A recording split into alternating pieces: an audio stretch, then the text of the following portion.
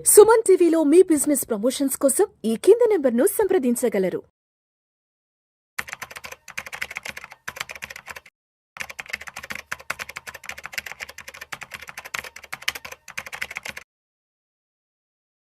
నమస్తే రేవంత్. నమస్తే sir. Welcome to Vishnu talks. Thank you. So Revanth, నేను ఆఫీస్లో ఉంటే ఒక మ్యారేజ్ బ్యూరో వాళ్ళు వచ్చారు. వాళ్ళకి ఏదో ప్రోగ్రామ్ చేయించుకోవాలంటే ప్రోగ్రామ్ నిమిత్తం నా దగ్గరకు వచ్చారు. ఓకే. సరే, ఇంకా కాసేపు నా క్యాబిన్లో కూర్చొని మాట్లాడుకుంటున్నాం. ఏంటి సార్, ఇప్పుడు పెళ్ళిళ్ళ సీజన్ కదా, బాగా బిజీగా ఉన్నారు ఏంటంటే మాట్లాడుతూ ఏంటి అసలు అంటే అమ్మాయిల పేరెంట్స్ రిక్వైర్మెంట్ ఎలా ఉంది ఏంటి అంటే ఆయన ఒక మాట చెప్పాడు సార్. నేను నిజంగా షాక్ అయ్యాను. ఆయన చెప్పాడు, విష్ణు గారు, 1,00,000-1,50,000 జీతం సంపాదించే అబ్బాయిల ప్రొఫైల్స్ ఉంటాయి కదా, అవి చెప్తుంటే అసలు అమ్మాయిల పేరెంట్స్ కన్సిడర్ చేయట్లేదు, తీసి పక్కన పడేస్తున్నారు. అంటే సంవత్సరానికి ఓ 12 లక్షలు, ఓ 15 లక్షలు, ఓ 18 లక్షలు, ఒక 20 లక్షలు వచ్చే ప్యాకేజెస్ ఏవైతే ఉన్నాయో ఇవి అసలు కన్సిడర్ చేయట్లేదు సార్, తీసి పక్కనే చేస్తున్నారు. నెలకి ఒక 3 లక్షలు, 3.5 లక్షలు వస్తాయి కదా, అంటే సంవత్సరం దగ్గర ఒక 36 to 40 lakhs వరకు ప్యాకేజెస్ ఉంటాయి కదా, అంటే సంవత్సరానికి ఒక 30 నుంచి 40 లక్షలు వచ్చే ప్యాకేజ్ వచ్చే అబ్బాయిల ప్రొఫైల్స్ ఉంటాయి కదా, అవి మాత్రమే కన్సిడర్ చేస్తున్నారు సార్.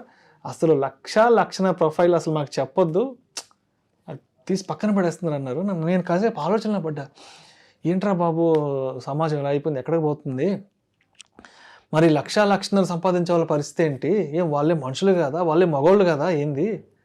ఏం 3 లక్షలు 4 లక్షలు సంపాదించే వాళ్ళైనా మనుషులు, వాళ్ళైనా మగవాళ్ళు ఏంటి మరి? ఇప్పుడు అంటే అమ్మాయిల పేరెంట్స్ మైండ్ సెట్ ఈ విధంగా ఉంటే మరి 1 lakh 1.5 lakh సంపాదించి మరి వాడికి ఎప్పుడు పెళ్ళి అవ్వాలి ఏంటో నేను చాలా డైలమాలో పడ్డాను.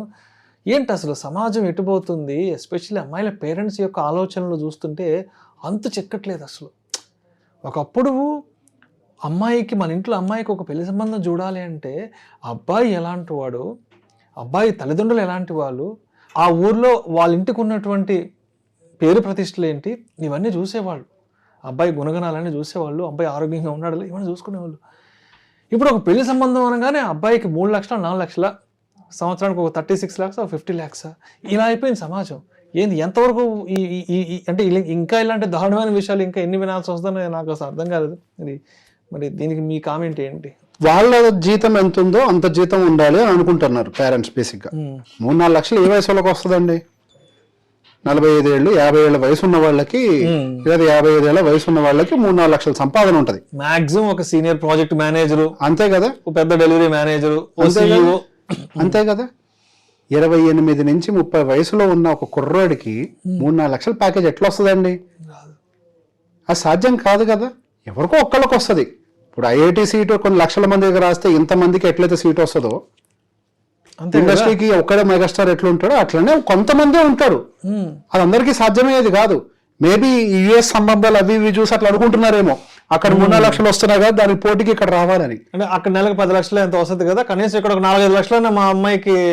అక్కడ 10 లక్షలు రావాలన్నా కానీ 40 ఏళ్ళు టైం పడుతుందండి. వాళ్ళు 40 ఏళ్ళ వయసు రావాలి, అంత ఈజీ ఏం కాదు. 35 ఏళ్ళు 40 ఏళ్ళు టైం పడుతుంది వయసు, అంత ఈజీగా ఏం రాదు. 10 లక్షలు అంటే చిన్న విషయం ఏం కాదు. ఎవరో ఒకళ్ళిద్దరికే ఉంటుంది. అక్కడ కూడా H1B మీద వెళ్ళే వాళ్ళకి ఎంత ఉంటుంది అనుకుంటున్నారు? 5 లక్షలు 6 లక్షల జీతం అంతే, నెట్ టేక్ హోమ్. చాలా తక్కువ మందికి 10 లక్షలు ఏమో వస్తుంది, అందరికేం రావట్లేదు. అక్కడ వాళ్ళతో ఇట్లా కంపేర్ చేస్తే ఇక్కడ మార్కెట్ని బట్టి కదా అక్కడ జీతాలు వచ్చేది, అంతే కదా. అట్లాంటప్పుడు మీరు ఎవరికి ఇచ్చి పెళ్లి చేయాలి? సారీ, ఏమనుకోకండి, నేను ఎవరిని విమర్శించాలని కాదు, ముందుగానే సారీ చెప్తున్నాను. 40 ఏళ్ళకి వాళ్ళు ఇచ్చి పెళ్లి చేయాలి. 40-45కి వెళ్ళగలంటే అంతే కదా. వాళ్ళు అనుకున్న 3.5 lakh ప్యాకేజ్ లో ఉంటారు. ఒక మంచి సాఫ్ట్వేర్ కంపెనీలో ఒక మంచి ప్రాజెక్ట్ మేనేజర్, సీనియర్ మేనేజర్ లెవెల్లో ఉంటారు. ఇదంతా ఎపిసోడ్ మీరు చెప్పిన తర్వాత నాకు ఏమర్థమైంది అని అంటే, పాపం ఈ జనరేషన్ వాళ్ళకి కనీసం కొంతమంది హెల్త్ ఇన్సూరెన్స్ కూడా రిజెక్ట్ అయిపోతుంది. ఎందుకంటే ఆల్రెడీ పీఈడీలు అవి ఇవి కూడా పాపం వాళ్ళకి తెలియకుండానే వస్తున్నాయి. అంటే ఈ ప్రెషర్ అంతా క్రియేట్ చేసేది ఈ పేరెంట్స్ అనిపించింది. ఈ పేరెంట్స్ చేస్తున్న ప్రెషర్ ఇదంతా వాళ్ళ మీద. ఇప్పుడు 50 సంవత్సరాలకి చేయాల్సిన పన్ను మీరు 20-30 సంవత్సరాలకి చేయమంటే ఎట్లా కుదురుతుంది? మీకు 30 సంవత్సరాలు ఉన్నప్పుడు మీ జీతం ఎంత? మిమ్మల్ని మీరు ప్రశ్నించుకోండి. మీలాంటి కుర్రాడే కదా వాడు కూడా. 30 సంవత్సరాలకి మీరు ఎలా ఉన్నాడు, 30 సంవత్సరాలకి కుర్రాడు ఇప్పుడు అలానే ఉంటాడు. 30 సంవత్సరాలకి మీరు ఇంత భవనం కట్టారా? కాదు కదా. పాపం కుర్రాడి మీద అంత ప్రెషర్ పెడితే వాడికి సొంత ఇల్లు ఉండాలి, వాడికి సొంత కారు కొనాలి, ఓ 3 లక్షల జీతం ఉండాలి, ఓ లగ్జరీ లైఫ్ ఉండాలి, మోచేతి కింద 10 మంది పనులు ఉండాలి. మళ్ళీ అమ్మా నాన్న మాత్రం ఇంట్లో ఉండకూడదు. అబ్బాయి అమ్మా నాన్న మళ్ళీ ఇంట్లో ఏంటి ఇది ఎట్లా కుదురుతుంది చెప్పండి అసలు ఇది. హైదరాబాద్ లో అబ్బాయి ఉద్యోగం చేయాలి, పెళ్లి సంబంధం అనగానే 1.5 2 కోట్ల రూపాయలు విలాసవంతమైన విల్లా ఉండాలి, ఒక 15 నుంచి 20 లక్షల రూపాయల కారు ఉండాలి, అండ్ ఇంట్లో మేడ్ ఉండాలి, కానీ అబ్బాయి తాలూకా వాళ్ళు ఎవరు ఉండకూడదు.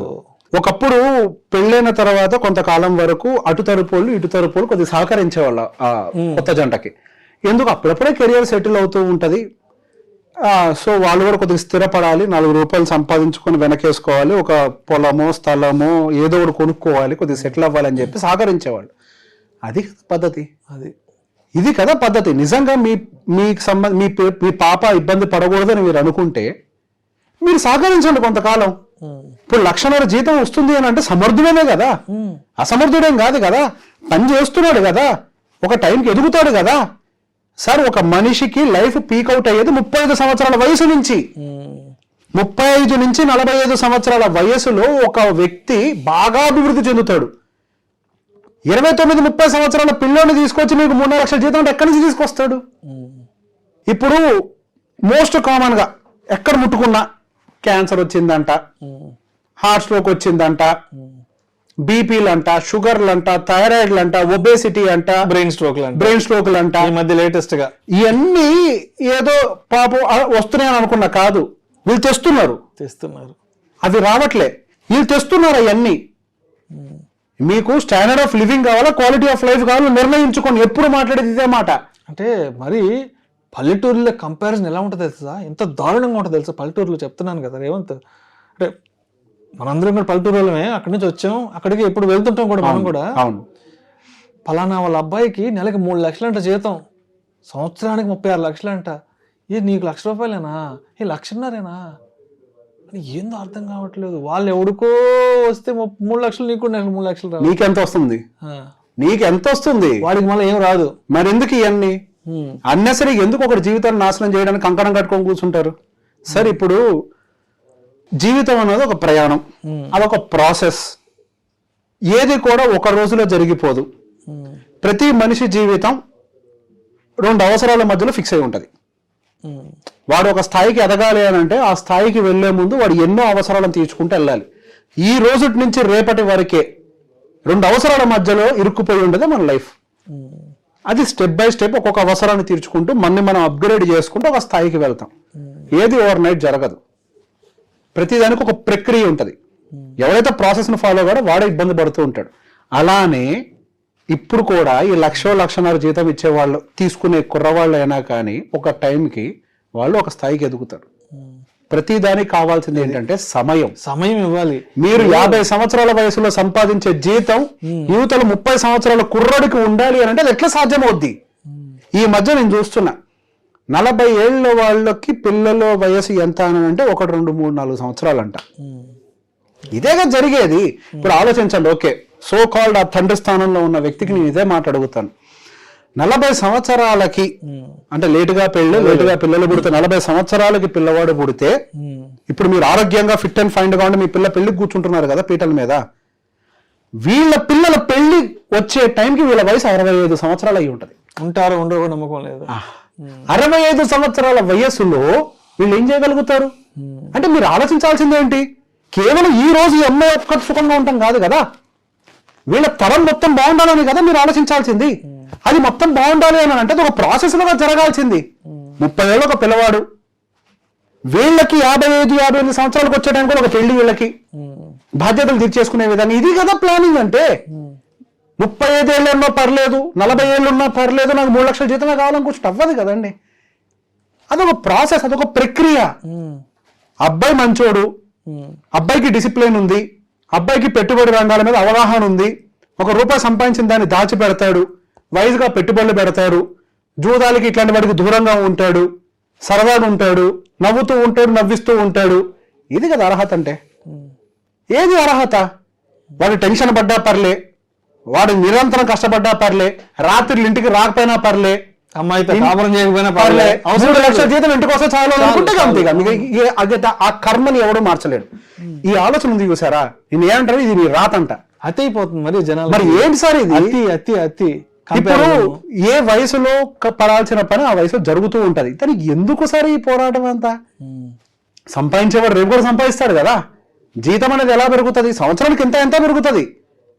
30 సంవత్సరాలు వాడు ఎట్లా సంపాదిస్తాడు సార్ 3 లక్షలు?